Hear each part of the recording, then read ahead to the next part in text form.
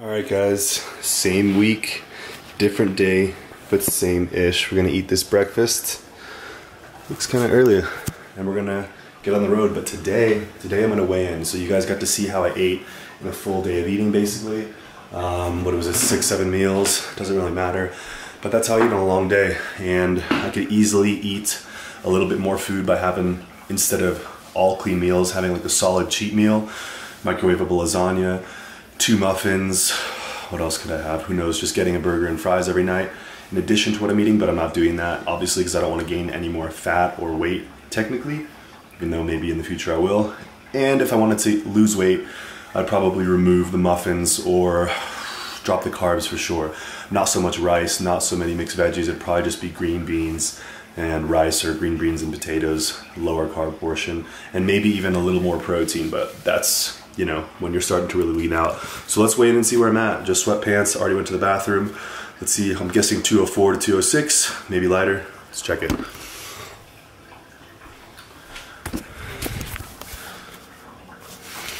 So 202, that's probably why I still have pretty visible abs. If I wanted to go north of that, just eat some more food. If I wanted to go south, just do cardio on my training days and slightly pull down the carbs. So it's that easy, guys.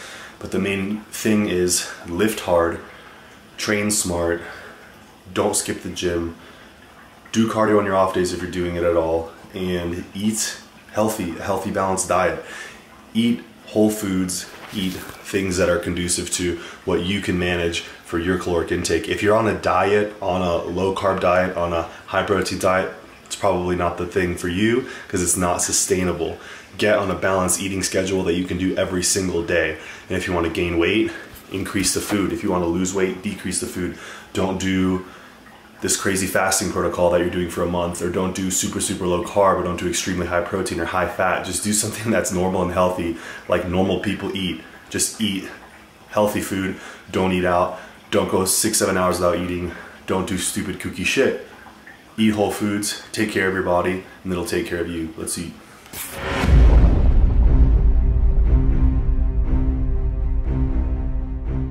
Alrighty guys, it's 9:45 and we finally got back from driving, ready for the gym. So, secondhand serenade today. Woo! Alright, let's make this pre-workout. I'll talk to you guys in a second. Alright guys, so we got the pre here and I'm gonna try to just no-take this and just cover talking shit on Instagram. So some guy was like semi-calling me out on talking shit about this guy that I posted on my story.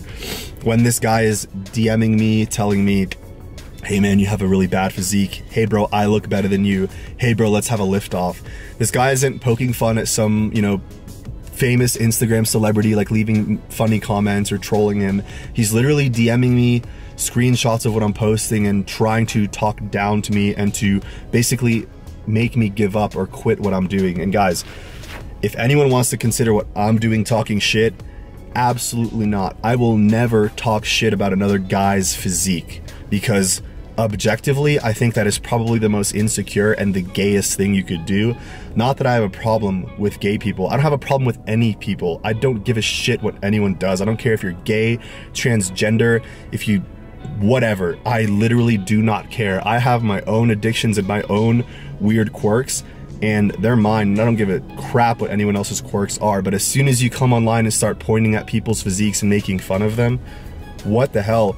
Anyone who lifts remotely intensely, anyone who has a brain, who trains for strength or trains for progressive overload, once you do that for a few years, how you look is based on drugs and genetics. That's it.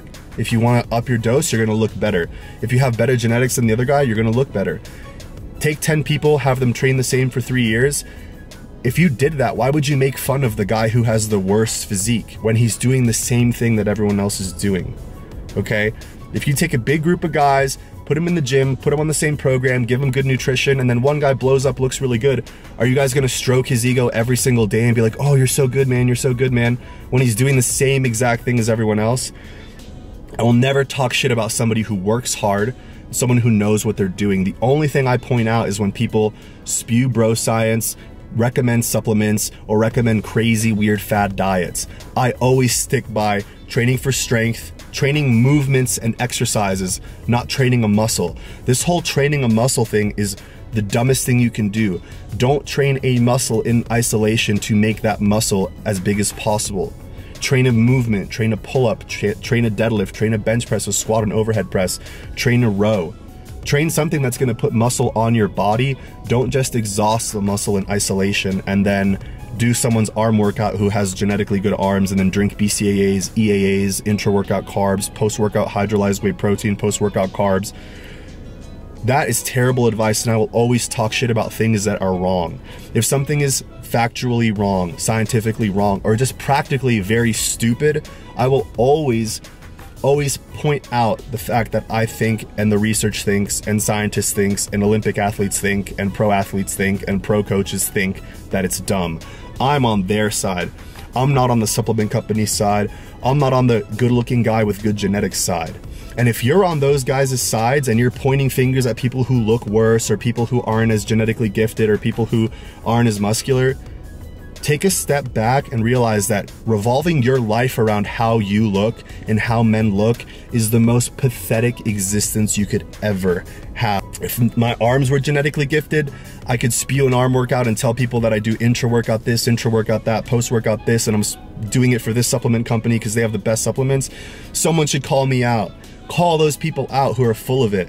Don't point out people's physiques, because that's what you're born with and it's a product of multiple variables. And if someone trains hard and loves the gym and is passionate about what they do for themselves and likes helping people and likes having a community of people who train hard, that person, like myself, isn't going to point out the small guy in the gym who's doing pause bench and be like, oh, what a pussy, he can only bench 185.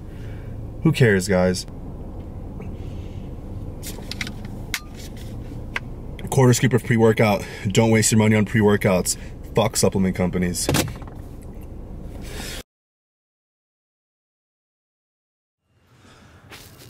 Alright guys, what's going on? So it's been, I don't know, a couple days since I made videos. I've been very busy driving, very busy hanging out with some new friends in Denver, so the videos haven't been as much of a priority. On top of that, I don't really have any diet goals or body composition goals, just to continue getting stronger slightly over time, basic stuff. So to make videos every single day documenting that, I mean, I would do it if I had time, but right now I'm just investing my time elsewhere. But a couple comments that I read, one that's related to back training and one that's just related to overall training and injury prevention, are back muscles and deadlifting and foam rolling. So I made a comment saying, or someone quoted me saying that I said I don't lack any muscles that the deadlift hits, and he was like, that's the craziest thing I've ever heard, or whatever he said. And basically my point was that if you have spine related injuries or back problems, you can still develop the muscles in your back and in your legs that the deadlift develops. So we know the deadlift is a great posterior chain movement. Hamstrings and glutes in particular, lower back, lats, traps, these are all muscles that the deadlift will hypertrophy and make stronger if you get way stronger at the exercise. Now, if you watch me work out and if you see me in person, you'd realize that my excuse me, Vanilla Coke Zero. You realize that my traps and my lats are probably the biggest muscles on my body. My glutes are well developed, and my hamstrings, well, they're hamstrings. I mean, they're there. They may not be big, but also developed. So, and lower back muscle, I mean, I feel like if we all train intensely, squats, benches, pull-ups, we're all gonna have a developed lower back. Now, that's not to say that the muscles are as strong as they could be or as big as they could be, but I mean, if you're, you know, getting close to the maximum size of those muscles just by doing direct back work and not deadlifting, all I was stating was that I'd like to reintroduce the deadlift, but until my back is 100%, or until I find a need to deadlift, it doesn't really matter for my physique, because my back is probably not going to come up significantly from deadlifting, and if it does, it might even make my physique look worse, because you don't want to have a massive back and average or below average arms, and you don't want to have a huge butt and average legs, because that's going to make your limbs look even smaller and throw your proportions off even worse. So again, deadlifting is cool. I have nothing against the deadlift. I think everyone should be trying to do it if you can. It's just that I use my lower back so much and I already put it through so much that healing or strengthening my spine and the muscles that support my spine and my form, strengthening my posture while deadlifting and squatting and doing all this other stuff, it's just counterproductive. It's just literally doing everything that I can while still not being 100%. So I'm just choosing where to pull back. And I think I'm choosing wisely. I could be wrong, like I said in the comment, but whatever. That's why I don't deadlift. And if I had, you know, lagging lats, lagging back, lagging traps, I might have introduced the deadlift before the squat. It's just so unnecessary for my goals. But my goals include strength, looking how I want to look and having a developed body, a balance for my genetics, and, you know, my back and traps are where they are. Deadlifting would only make them bigger, if anything, so unnecessary. And then foam rolling, guys. I've definitely messed with foam rolling. I've gotten dozens of deep tissue massages. I've been to chiropractors. I've had a good amount of work done on my body, done a lot of work to myself. I stretched for like 30 or 20 minutes after my leg training today to loosen up my hips, and it's never ending. But foam rolling is something that I found ineffective for me. If I had a knot or something, it usually was just like a muscle discomfort from training, like overtraining or squeezing, or I don't know, just like squeezing something in the wrong position and causing a little bit of a micro trauma or something. So that stuff for me just heals over time, heals with stretching and heals with full range of motion exercises. So I think foam rolling is very, very overrated, especially if you don't have any knowledge on what you're doing. Is it good to lay down tight muscles on a foam roller and apply pressure? Absolutely, but that's not really foam rolling, that's just applying pressure using a foam roller. The actual act of foam rolling pre-workout, foam rolling for recovery, I see zero benefit to it because I feel like you could do yourself harm more than good. If you want recovery, low intensity cardio, stretching, and just eating well and sleeping well is probably all you need. And deep tissue massage is going to do way more than a foam roller. Obviously the cost effectiveness is totally different, but again, if you want to foam roll outside the gym or out of, I guess after your workout, not before it, outside of your training, sure, you could put some pressure on it, myofascial release, but I don't know about rolling and all that type of stuff. I don't see much of a benefit, but if you do have a pain, try it.